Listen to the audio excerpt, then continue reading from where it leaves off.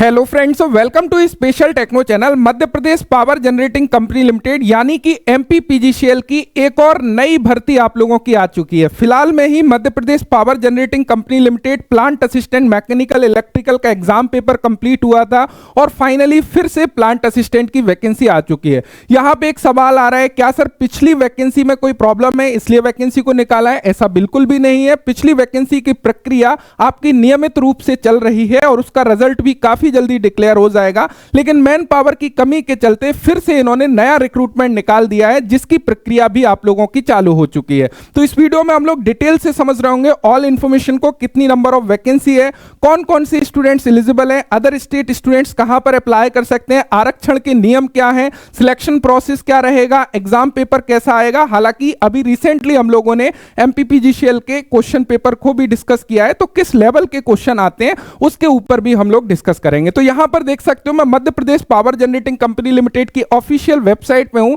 यदि इसके career section में आप जाते हो तो आपको करियर सेक्शन में टॉप पर मिल जाता है direct recruitment of the post of plant assistant mechanical 2025-26। अब यहां पे ध्यान रखिएगा, ये जो वैकेंसी है वो डायरेक्ट रिक्रूटमेंट के थ्रू भरी जा रही है एंड रेगुलर बेसिस पर भर्ती है, यानी कि आपकी परमानेंट बेसिस पर जॉब है। एंड यहां पर इसका डिटेल एडवर्टाइजमेंट दिया हुआ है, रूल बुक दिया हुआ है, तो हम लोग कंप्लीटली रूल बुक को समझते हैं सो दैट कि सारी चीजें आपको बेहतर तरीके से क्लियर हो। यहां पर आप लोग देख सकते हो ये इसका ऑफिशियल एडवर्टाइजमेंट है, Madhya Pradesh power generating company limited, and यहां पर आपको एडवर्टाइजमेंट नंबर मिल जाता है 2025-26 एंड 5560। यहां पर डेट मिल जाती है जो कि आज की डेट में इस वैकेंसी को ओपन किया गया है, यानी कि 27 नवंबर 2025 को।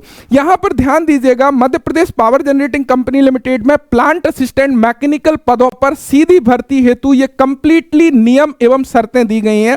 हम एक एक करके सारी चीजों को डिटेल से समझ रहे होंगे। सो सबसे पहले कितनी नंबर ऑफ वैकेंसी है उसके बारे में आगे बढ़े उससे पहले क्लियर कर देना चाहूंगा कि यहां पे अदर स्टेट वाले स्टूडेंट्स भी पूरी तरह एलिजिबल होते हैं, यानी कि आप ऑल ओवर इंडिया से कहीं से भी फॉर्म को अप्लाई कर सकते हैं, लेकिन अनरिजर्व्ड कैटेगरी में, यानी कि जो भी रिजर्व्ड कैटेगरी है एससी, एसटी, ओबीसी, ईडब्ल्यूएस, वहां पे केवल और केवल इन वैकेंसी के अगेंस्ट में मध्य प्रदेश के डोमिसाइल जिनके पास में है, मध्य प्रदेश के मूल निवासी जो स्टूडेंट्स हैं, केवल वे छात्र यहां पर अप्लाई करेंगे। लेकिन अनरिजर्व्ड कैटेगरी के अगेंस्ट में ऑल ओवर इंडिया से आप अपने फॉर्म को अप्लाई कर सकते हो, आवेदन कर सकते हो। यहां पर वैकेंसी की यदि हम लोग बात करने लगे तो प्लांट असिस्टेंट मैकेनिकल की वैकेंसी निकाली गई है एंड इलेक्ट्रिकल की निकाली गई है। तो प्लांट असिस्टेंट पोस्ट के अंतर्गत मैकेनिकल और इलेक्ट्रिकल दोनों की वैकेंसी है। यदि मैकेनिकल की हम लोग बात करें, यहां पर 53 पोस्ट निकाली गई है टोटल, जिसमें 14 पोस्ट अनरिजर्व्ड की है, एससी की 9 पोस्ट है, एसटी की 11 है, ओबीसी की 14 है, ईडब्ल्यूएस की 5 है।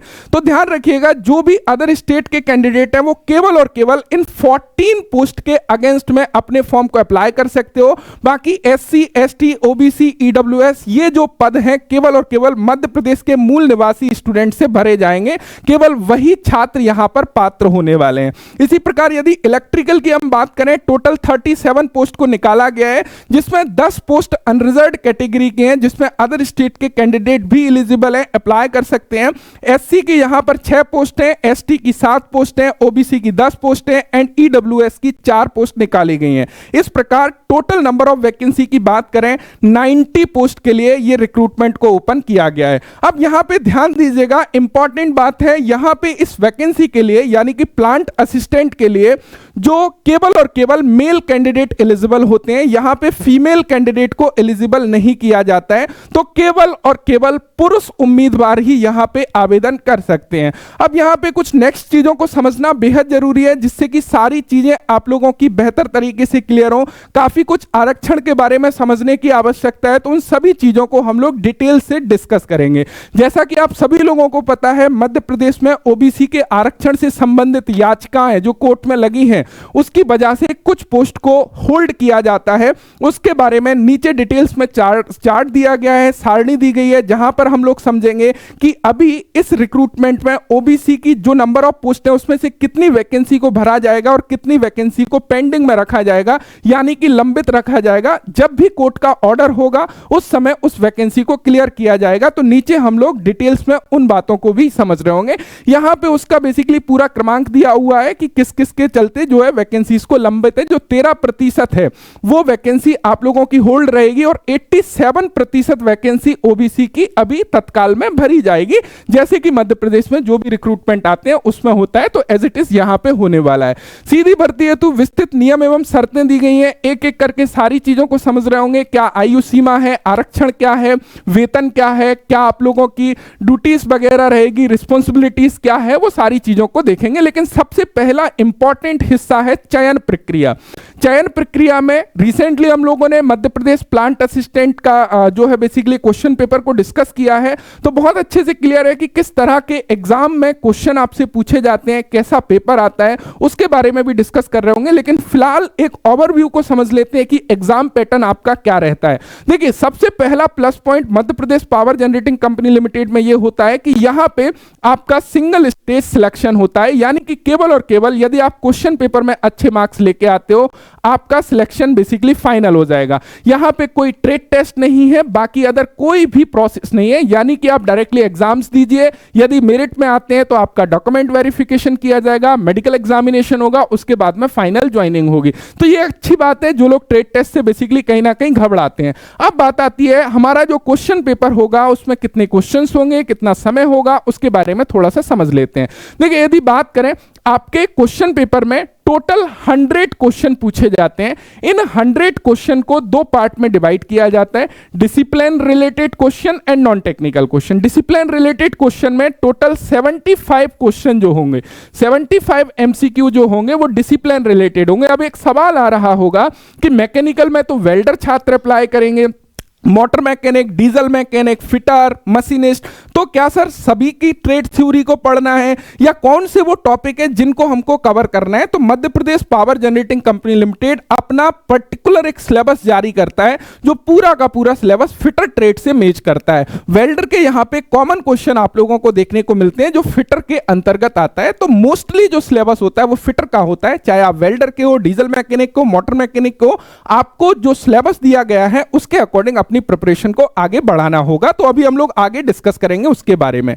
बाकी जो 25 क्वेश्चन होंगे, यानी कि जो 75 क्वेश्चन है वो तो डिसिप्लिन रिलेटेड है, जो 25 क्वेश्चन होंगे उसमें समझिएगा इसको बेसिकली 5 क्वेश्चन आप लोगों के मैथ से आएंगे, 5 क्वेश्चन आप लोगों के रीजनिंग से आएंगे, 5 क्वेश्चंस आप लोगों के जनरल नॉलेज से आएंगे जिसमें एमपीजी के कभी कभी इंक्लूड कर देता है, 5 क्वेश्चन आप लोगों के इंग्लिश से आएंगे जिसमें जनरल इंग्लिश के क्वेश्चंस पूछे जाएंगे, और 5 प्रश्न आप लोगों के पावर सेक्टर रिलेटेड नॉलेज से आएंगे, यानी कि डिपार्टमेंटल नॉलेज से आएंगे। मध्य प्रदेश में पावर जनरेटिंग कंपनी लिमिटेड कहां कहां पर कितनी पावर्स जनरेट हो रही है, कौन से बांध पर, कौन सी नदी पर पावर जनरेट हो रही है, तो पावर सेक्टर रिलेटेड आपको इंफॉर्मेशन होना बेहद जरूरी है, बिकॉज ये 5 नंबर काफी अहम रोल आप लोगों के लिए प्ले करते हैं। मुझे उम्मीद है कि एग्जाम पैटर्न क्लियर हो गया होगा। इस प्रकार आपका 100 मार्क्स का क्वेश्चन बेसिकली पूछा जाता है, जिसमें 25 क्वेश्चन नॉन टेक्निकल के, math, reasoning, GK, English and power sector related question, और 75 क्वेश्चन आप लोगों के ट्रेड से रिलेटेड आएंगे। जैसे कि मैकेनिकल में हो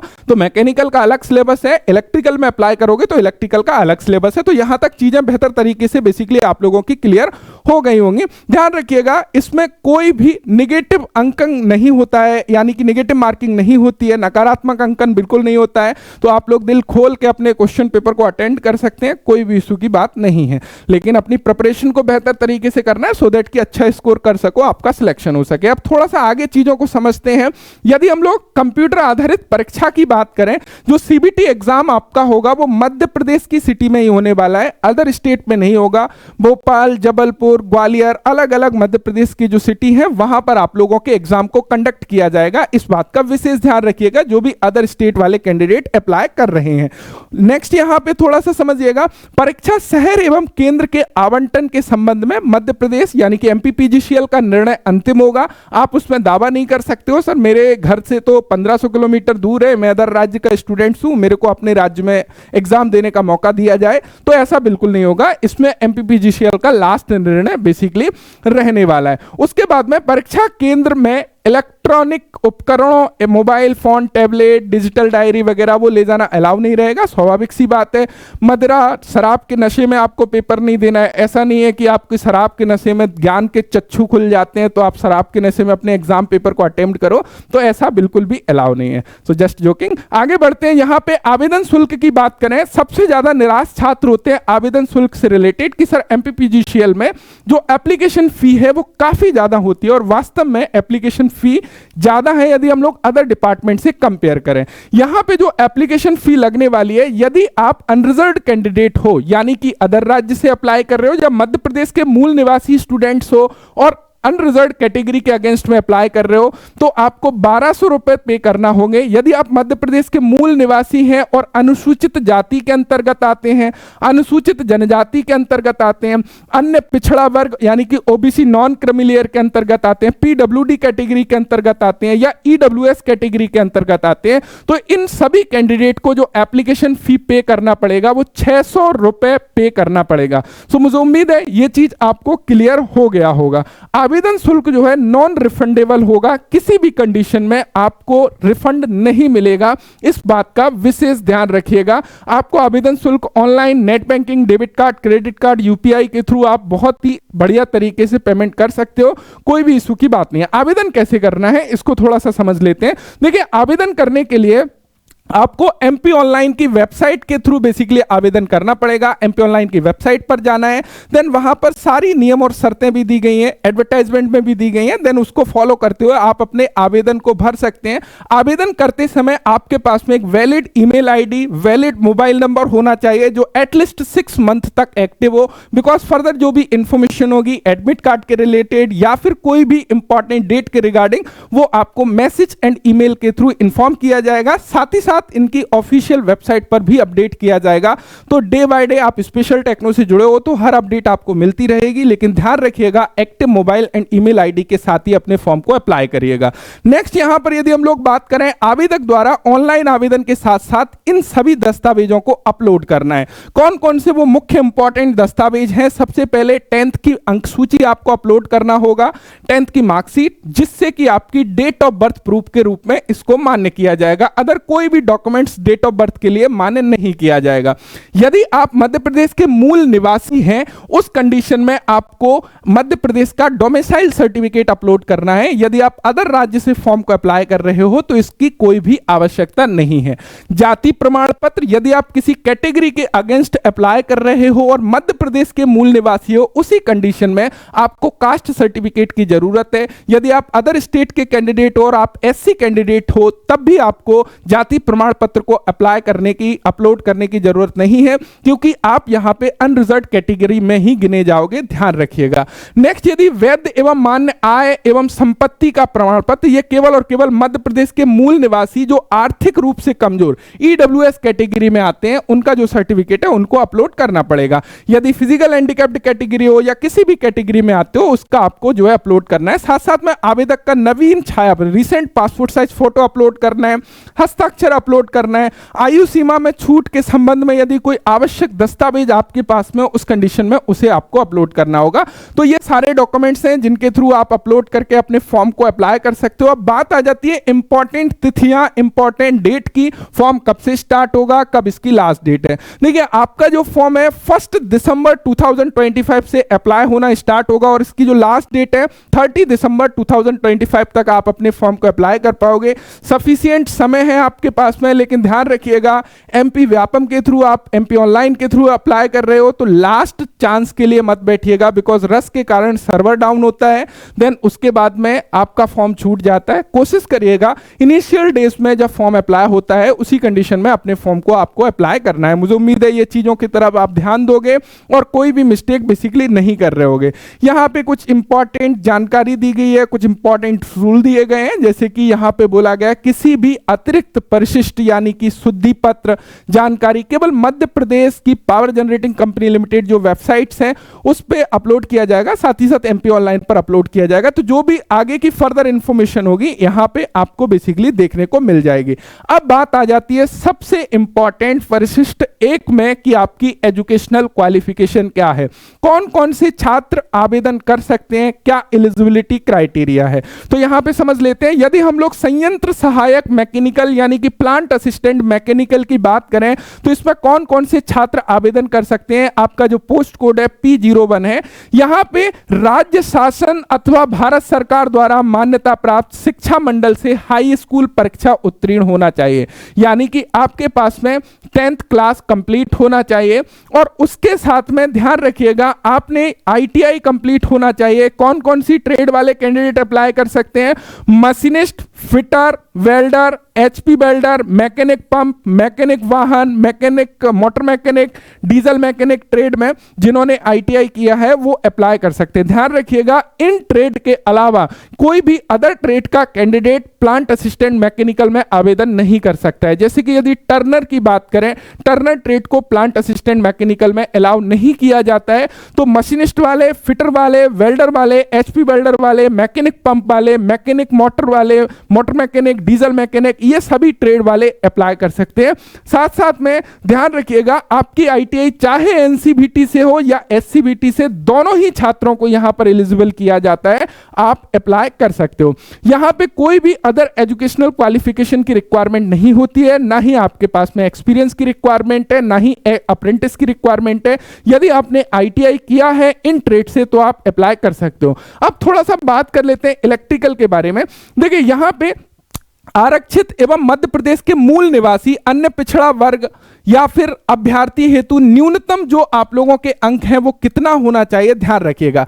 सबसे पहले जो लोग आरक्षित अनारक्षित श्रेणी में अप्लाई कर रहे हैं, अनरिजर्व्ड कैटेगरी में अप्लाई कर रहे हैं या फिर OBC कैटेगरी में अप्लाई कर रहे हैं, जो मध्य प्रदेश के मूल निवासी हैं उनकी यहां पे बात हो रही है, क्योंकि OBC में अदर स्टेट के कैंडिडेट अप्लाई नहीं कर सकते हैं। उनके लिए ITI में जो मिनिमम प्रतिशत होना चाहिए वो 65% अंक होना चाहिए। यदि 65% से कम है ITI में और आप unreserved category and OBC category में अप्लाई कर रहे हो तो आप एलिजिबल नहीं हो। साथ ही साथ यदि आप अदर कैटेगरी से हो वहां पे 60% तक की है। एंड यदि आप लोग देखोगे अनुसूचित जाति, आर्थिक रूप से कमजोर वर्ग, दिव्यांगजन अभ्यर्थी हो तो 55% अंक बेसिकली रखे गए हैं। जैसे कि यहां पे जो भी मध्य प्रदेश राज्य विद्युत मंडल की कंपनी में काम कर रहा है उनको 5% की छूट दी गई है, और बाकी जो कैटेगरी SC ST वाले हैं उनके लिए ये छूट जो है 55% तक कर दी गई है। देखिए साथ साथ में एजुकेशनल क्वालिफिकेशन परसेंटेज में EWS वालों के लिए भी छूट दी गई है। यहां पे मध्य प्रदेश शासन विभाग द्वारा, मध्य प्रदेश सरकार द्वारा इस लेटर के तहत जो है जो आर्थिक रूप से कमजोर विद्यार्थी हैं EWS में अप्लाई करेंगे उनके लिए भी प्रतिशत में 10% की छूट दी गई है, यानी कि वो भी 55% तक कहीं ना कहीं अपने आवेदन को अप्लाई कर सकते हैं। तो मुझे उम्मीद है ये चीज क्लियर हो गई होगी। यदि हम लोग इलेक्ट्रिकल की बात करें, इलेक्ट्रिकल में कौन कौन से ट्रेड वाले कैंडिडेट अप्लाई कर पाएंगे। इलेक्ट्रिकल में यदि हम लोग देखने लगे, इलेक्ट्रिकल में इलेक्ट्रीशियन वाले अप्लाई करेंगे, वायरमैन वाले, इलेक्ट्रॉनिक्स वाले, इंस्ट्रूमेंट ट्रेड वाले, ये जो है चारों ट्रेड वाले अप्लाई कर सकते हैं। यदि आपने SCVT NCVT से ITI की है आप अप्लाई कर सकते हो, कोई भी इशू की बात नहीं है। आपकी प्रतिशत सेम है, यदि आप अनरिजर्व्ड OBC कैटेगरी हो 65% अंक होना चाहिए। बाकी अदर कैटेगरी के लिए EWS के लिए भी 10% छूट है, तो वहां पे 55% तक आपका काम चल जाएगा। यदि आप मध्य प्रदेश बिजली विभाग में पहले से कार्यरत हैं, ठेके कर्मचारी हैं, उस कंडीशन में आपको और 5% की छूट मिल जाती है, यानी कि उस कंडीशन में यदि आप अनरिजर्व्ड या OBC कैंडिडेट हो तो 60% में भी आपका काम चल जाएगा। मुझे उम्मीद है एजुकेशनल क्वालिफिकेशन वाला सेक्शन आपको क्लियर हो गया होगा। अब बात आती है एज लिमिट की, आयु सीमा की। आयु सीमा में ध्यान रखिएगा 18 वर्ष न्यूनतम आयु सीमा है और अधिकतम आयु सीमा 40 वर्ष है, लेकिन यहां पे भी आपको जो है रिलैक्सेशन मिल जाता है। ध्यान रखिएगा किसी भी कंडीशन में रिलैक्सेशन 45 ईयर से ज्यादा नहीं है। यदि आप कैटेगरी से हो जैसे कि OBC SC ST तो उस कंडीशन में एस पर गवर्नमेंट रूल आपको रिलैक्सेशन देखने को मिल जाता है, जैसे कि OBC non creamy layer 3 year, SC ST के लिए 5 ईयर, और किसी भी कंडीशन में 45 ईयर से ज्यादा के कैंडिडेट को फॉर्म अप्लाई करने नहीं दिया जाएगा। इस बात का विशेष ध्यान रखिएगा। सबसे इंपॉर्टेंट हिस्से की तरफ आते हैं, आरक्षण की तरफ, कि क्या क्या आरक्षण है देखिए, आरक्षण हेतु मध्य प्रदेश लोक सेवा अनुसूचित जातियों, अनुसूचित जनजातियों एवं अन्य पिछड़ा वर्गों के लिए आरक्षण है। यहाँ पे जो भी आरक्षण नियम है वो अधिनियम 1994 जो कि मध्य प्रदेश में लागू होता है उसके तहत सारा आरक्षण आप लोगों को दिया जाएगा। एंड मध्य प्रदेश के मूल निवासी दिव्यांग उम्मीदवार जो भी फिजिकल हैंडीकैप्ड कैटेगरी है उनको 40% से ज्यादा यदि उनके पास में डिसेबिलिटी सर्टिफिकेट है उस कंडीशन में वो क्लेम कर सकते हैं एंड उनको आरक्षण मिलेगा। ध्यान रखिएगा, पीडब्ल्यूबीडी कैंडिडेट भी अदर राज्य के नहीं लिया जाएगा। जो भी हॉरिजॉन्टल रिजर्वेशन है वो केवल और केवल मध्य प्रदेश के मूल निवासी स्टूडेंट्स को मिलेगा। अन्य राज्य के जो भी कैंडिडेट है वो केवल और केवल अनरिजर्व्ड कैटेगरी में अप्लाई कर सकते हैं। इस बात को मैं बार बार इसलिए दोहरा रहा हूं सो दैट कि आपको चीजें क्लियर हो कि किस तरह से आपके हिस्से में कितनी नंबर ऑफ वैकेंसीज आने वाली है। चाहे आप मध्य प्रदेश के स्टूडेंट्स हो, जैसे कि कई सारे स्टूडेंट्स देखते हैं कि ओबीसी में इतनी वैकेंसीज है, क्या मैं अनरिजर्व्ड में अप्लाई कर दूं? तो उस कंडीशन में आपको बहुत विचार करना है। यदि आप ईडब्ल्यूएस में अप्लाई कर सकते हो और अनरिजर्व्ड में अप्लाई कर सकते हो तो आपको चुनना है कि क्या मुझे ईडब्ल्यूएस चुनना है या फिर अनरिजर्व्ड चुनना है, क्योंकि ये छोटे छोटे स्टेप काफी अहम रोल निभाते हैं कंपटीशन में कि आप कौन सी कैटेगरी को चुन रहे हैं। क्योंकि कई बार ईडब्ल्यूएस की कट ऑफ काफी कम होती है अनरिजर्व्ड से। तो चूंकि ईडब्ल्यूएस को टोटल रिजर्व करा गया है कि यहां पे केवल मध्य प्रदेश के मूल निवासी स्टूडेंट्स हैं तो डेफिनेटली कंपटीशन कम हो जाता है, नंबर ऑफ फॉर्म कम हो जाते हैं। तो वो सारी चीजों की तरफ काफी ध्यान आपको देना है। साथ साथ में जो मध्य प्रदेश शासन द्वारा जो अधिसूचना 299 जिसको 2018 में बेसिकली लागू किया गया था, जिसके अंतर्गत श्योपुर, मुरैना, दतिया, ग्वालियर, भिंड, शिवपुरी, गुना तथा अशोकनगर के सहरिया आदिम जनजाति, जिला मंडला, डिंडोरी, शहडोल, उमरिया, बालाघाट तथा अनूपपुर की बैगा आदिम जनजाति तथा जिला छिंदवाड़ा, सिवनी की भारिया जनजाति का है। तो पोस्ट कोड दोनों में चाहे मैकेनिकल इलेक्ट्रिकल में आवेदन करता है और विज्ञापित पद के लिए विहित की गई न्यूनतम अर्हता यानी कि जो भी मिनिमम एजुकेशनल क्वालिफिकेशन है वो रखता है तो उसे भर्ती प्रक्रिया को अपनाए बिना उक्त पद पर नियुक्त किया जाएगा। ध्यान रखिएगा, दिस इज द इंपॉर्टेंट। यदि आप उस कैटेगरी से हो, इन जगह से हो, उस जनजाति से हो तो आपके लिए इस हिस्से को बाईपास करके डायरेक्ट रिक्रूट किया जाएगा, आपकी सीट रिजर्व होती हैं। तो इस बात को ध्यान रखिएगा, केवल एजुकेशनल क्वालिफिकेशन कंप्लीट होना चाहिए। लेकिन योग्यता में प्राप्तांकों के आधार पर मेरिट अनुसार अनुसूचित जनजाति के विज्ञापित पदों के विरुद्ध ही की जाएगी। अतः आवेदक को सलाह दी जाती है कि वे कंप्यूटर आधारित परीक्षा सीबीटी में सम्मिलित होकर सामान्य भर्ती प्रक्रिया में भी भाग लें। उनमें भाग तो जरूर लेना है, ध्यान रखिएगा। तो यह चीज जो है आप लोगों को क्लियर होना चाहिए। कुछ सामान्य नियम एवं शर्तें दी गई हैं तो यहाँ इनको आप लोग पढ़ सकते हो। दिस इज द कॉमन, यहां पे कोई भी इशू वाली बात नहीं है। कुछ इंपॉर्टेंट नीचे हम लोग देख लेते हैं आरक्षण से रिलेटेड, जिससे कि चीजें आपकी बेहतर तरीके से बेसिकली क्लियर हो कि कितनी सीट कहां पे होल्ड रहेंगी। आप गाइस सबसे इंपॉर्टेंट हिस्से की तरफ आगे बढ़ते हैं। ट्रेनिंग, प्रोविजनल पीरियड एंड पे स्केल आपका क्या रहने वाला है, because this is the important. Last में आखिर पैसे की बात तो आ ही जाती है कि कितना मिलेगा, कितना ट्रेनिंग पीरियड होगा, प्रोविजनल पीरियड क्या होगा, सिक्योरिटी क्या होगा, क्या क्या बेनिफिट्स मिलने वाले हैं, उसके बारे में यहां पे देख लेते हैं। देखिए, सबसे पहले यदि ट्रेनिंग पीरियड की बात करें, plant assistant mechanical and electrical दोनों की जो ट्रेनिंग पीरियड है वो 9 मंथ का ट्रेनिंग पीरियड है। आफ्टर ट्रेनिंग पीरियड आपको परमानेंट बेसिस पर रिक्रूट करते हैं। ऐसा नहीं है कि ट्रेनिंग के बाद किसी को निकाल देते हैं, यह भी एक हिस्सा है। उसके बाद में 3 ईयर का प्रोविजनल पीरियड होता है। अब इसके दौरान पैसा कितना मिलता है, दिस इज द इंपॉर्टेंट। यहां पे समझिएगा, सबसे पहले जो आप लोगों का ट्रेनिंग होगा, ट्रेनिंग की जो अवधि होगी यानी कि जो 9 मंथ की अवधि है उस अवधि को इंक्रीमेंट के लिए नहीं गिना जाएगा। जैसे कि आपको पता है कि हर साल इंक्रीमेंट होता है, 3% increment as per government rule मिलता है। तो जो 9 महीने हैं उसको आपको ट्रेनिंग मतलब इंक्रीमेंट में इंक्लूड नहीं किया जाएगा। सबसे पहली बात ये चीज क्लियर होना चाहिए। साथ साथ में यहां पे जो मध्य प्रदेश शासन विभाग, जो प्रशासन विभाग है, मध्य प्रदेश शासन का परिपत्र जो हमारा निकला था, जिसका परिपत्र संख्या ये है, जिसको 2019 में लागू किया था, जिसमें जिसके अनुसार जो प्रशिक्षण परिवीक्षा अवधि के दौरान तृतीय और चतुर्थ श्रेणी के जो भी पद होते हैं, जैसे कि प्लांट असिस्टेंट मैकेनिकल इलेक्ट्रिकल, ये भी हमारे आते हैं। इसमें आपको प्रथम वर्ष आपकी बेसिक का 70%, द्वितीय वर्ष 80% और तृतीय वर्ष 90%, यानी कि पहले साल जो भी बेसिक है उसका 70%, दूसरे साल 80%, तीसरे साल 90% और चौथे साल 100% बेसिक के अकॉर्डिंग सारी चीजें मिलेंगी। अब बेसिक कितना है वो देख लो, जिससे कि आप लोग कंपेयर कर सको कि अदर डिपार्टमेंट से कितना फायदा और नफा नुकसान आपको होने वाला है।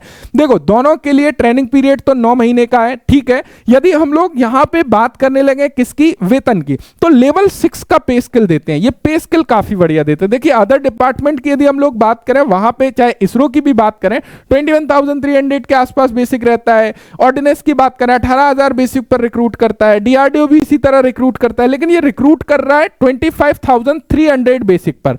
लेकिन यहां पे समस्या ये है कि आपका जो बेसिक है पहले साल उसका 70% मिलेगा, दूसरे साल उसका 80% मिलेगा और तीसरे साल 90% मिलेगा, जब चौथे साल जाके आपका 100% बेसिक होगा। ये बात ध्यान रखिएगा। तो आपको इस चीज के बारे में विशेष ध्यान रखना। बाकी सारे भत्ते वगैरह आप लोगों को मिलते रहेंगे, नो इशू। तो सैलरी ठीक है, यानी कि अदर डिपार्टमेंट के कंपैरिजन में सेम बनेगी, लेकिन जो बेसिक यहां पे बढ़ के दिख रहा है उसका फायदा आपको उतना नहीं हो पाएगा। तो मुझे उम्मीद है कि ये चीज आपको क्लियर हो गई होगी। जो प्रोविजनल पीरियड है वो 3 ईयर का प्रोविजनल पीरियड होता है, और ध्यान रखिएगा इस प्रोविजनल पीरियड में ट्रेनिंग पीरियड को इंक्लूड नहीं किया जाएगा। यानी कि 9 महीने आपने ट्रेनिंग पीरियड कंप्लीट करे, complete after complete of training, then उसके बाद में 3 ईयर का प्रोविजनल पीरियड आपका काउंट किया जाता है। तो मुझे उम्मीद है ये चीज भी आपको क्लियर हो गई होगी। तो बाकी ये सारी चीजें यहाँ पे, सेवा अनुबंध भी यहाँ पे, बॉन्ड भी रहता है, तो बॉन्ड को थोड़ा सा समझ लीजिएगा। जो भी चयनित अभ्यर्थी हैं, जैसे कि आपको पता है कि प्रशिक्षण अवधि कंप्लीट करोगे 9 महीने की, उसके बाद में 3 वर्ष का आपको क्या रहता है, प्रोविजनल पीरियड होता है, और प्रोविजनल पीरियड का बॉन्ड रहता है। बॉन्ड में क्या रहता है कि चयनित अभ्यर्थी को ₹500 मूल्य और गैर न्यायिक स्टाम्प पेपर पर निर्धारित प्रारूप अनुसार प्रशिक्षण अवधि सफलतापूर्ण करने एवं तत्पश्चात 3 वर्ष की सेवा अवधि हेतु वैध बॉन्ड जमा करना होता है कि भैया हम कंपनी को लगभग 4 साल, क्योंकि 3 साल 9 महीने का समय देंगे, उसके बाद हम छोड़ के जाएंगे। यदि आप उससे पहले छोड़ते हो तो क्या होगा, बॉन्ड की राशि आपको जमा करना होगा, क्योंकि आपके रिक्रूटमेंट प्रोसेस में, ट्रेनिंग में, वो सारी चीजों में कंपनी का पैसा खर्च होता है। ये कितनी राशि होती है, यहां पे ध्यान रखिएगा। जो अनारक्षित श्रेणी के अभ्यर्थी हैं उनके लिए जो राशि होती है वो 2 लाख रुपए होती है बॉन्ड की। साथ साथ में अनुसूचित जाति, अनुसूचित जनजाति, अन्य पिछड़ा वर्ग, आर्थिक रूप से कमजोर वर्ग के, दिव्यांगजन, जो भी अदर कैटेगरी के अंतर्गत आते हैं, उनके लिए जो बॉन्ड की राशि होती है वो 1 लाख रुपए होती है। बॉन्ड हस्ताक्षरण वगैरह सारा आपको प्रोसेस करना होगा, एक स्टाम्प के ऊपर लिख के देना होगा, हाँ मैं दिनेश कुशवाहा, ये पूरा तरह से फॉर्मेटिंग में रहता है कि मैं करता हूं कि मैं इतना समय कंपनी को दूंगा, यदि मैं बीच में छोड़ के जाता हूं तो जो बॉन्ड की राशि है वो मैं जमा करके जाऊंगा। क्लियर है? तो मुझे उम्मीद है कि जैसे ही आप ज्वाइन करोगे आपको ये चीजें क्लियर होना जरूरी है, जिससे कि सारी चीजें आपको क्लियर हो। कुछ महत्वपूर्ण इंफॉर्मेशन यहां पर दी गई है, यहां पर मिल जाती है सारी 87% और 13% वाली कहानी, सो दैट कि आपको क्लियर हो। जैसे कि यहां पर हम लोग बात करें, ये plant assistant mechanical and electrical की टोटल वैकेंसीज यहां पे दिखाई गई हैं 53 एंड 37, जिसमें यदि हम लोग यहां पर देखने लगे तो आपको यहां पे दिया गया है टोटल ब्यौरा। यहां पे इस ब्यौरा में आप क्या देख पा रहे हो कि ओबीसी की, जैसे कि प्लांट असिस्टेंट मैकेनिकल में हम लोग देखने लगे तो मैकेनिकल में टोटल 53 वैकेंसी है, जिसमें 46 वैकेंसीज भरी जाएगी, 13% 7 वैकेंसीज को होल्ड किया जाएगा। ओबीसी में देखोगे 6 पोस्ट के लिए आपको जो है मौका मिलेगा, बाकी पोस्ट जो है कहीं ना कहीं यहाँ पे होल्ड रहने वाली है, अदर 7 पोस्ट होल्ड रहेंगी। तो इस तरीके से 48 वैकेंसीज पर अभी भर्ती होगा, और जो 7 पोस्ट ओबीसी की होल्ड रहेंगी उनके ऊपर जैसे ही कोर्ट का फैसला आएगा उसके अकॉर्डिंग आगे की चीजें होने वाली है। तो मुझे उम्मीद है ये चीजें आपको क्लियर हो गई होंगी। सो thank you so much video देखने के लिए, ऑल इन्फॉर्मेशन मिल गई होगी। यदि आप चाहते हो कि फॉर्म फिलअप का वीडियोस लेके आऊं या इसका डिटेल सिलेबस का वीडियो लेके आऊं, जरूर आप मुझे कमेंट में बता सकते हैं। साथ साथ में जो भी छात्र Madhya Pradesh एमपीपीजीसीएल power generating company limited का तैयारी कर रहे हैं, स्पेशल टेक्नो एप्लीकेशन पर न्यू कोर्स लॉन्च होने वाला है। तो with in 3 days plant assistant mechanical का नया कोर्स आपको अवेलेबल हो जाएगा एप्लीकेशन पे।